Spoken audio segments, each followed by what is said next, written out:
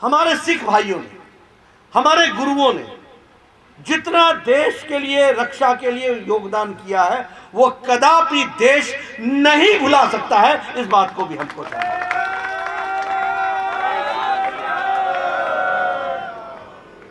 अगर हम देखें तो हमारे ध्यान में आता है कि किस तरीके से हमारे सिख गुरुओं ने हमको शिक्षा दी। हमारे ध्यान में आता है किस तरीके से गुरु गोविंद सिंह जी के साहबजादों ने शहादत दी, किस तरीके से हमारे अन्य गुरुओं ने शहादत दे करके इस देश को एक रखने का काम किया है। उसमें सिख भाइयों का बहुत बड़ा योगदान है। इसको हम कभी भुला नहीं सकते, हमेशा हमको याद रखना चाहिए। लेकिन यहां पर मैं ये भी बताना चाहूँगा कि सिख भाइयों के साथ सभी राजनीतिक दलों ने हमेशा राजनीति की, सिवाय भारतीय जनता पार्टी को छोड़कर, सिवाय नरेंद्र मोदी जी को छोड़कर। बातें अपने आप में देखने की है। अगर हम बात करें आपका विवाह कार्य की दृष्टि से, आपने कहा था कि आपके कानून में बदलाव आना चाहिए। बात छोटी थी, लेकिन किसी ने ध्यान नहीं दिया।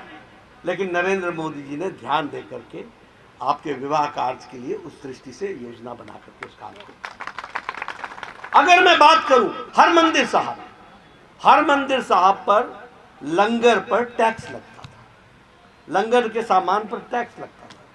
प्रधानमंत्री जी ने लंगर के टैक्स को छूट देते हुए जीएसटी और आईजीएसटी दोनों से छूट दिला करके और सालाना 325 करोड़ रुपए हरमंदिर साहब के नाम पर खजाने में जमा करने का काम हमारी सरकार ने किया।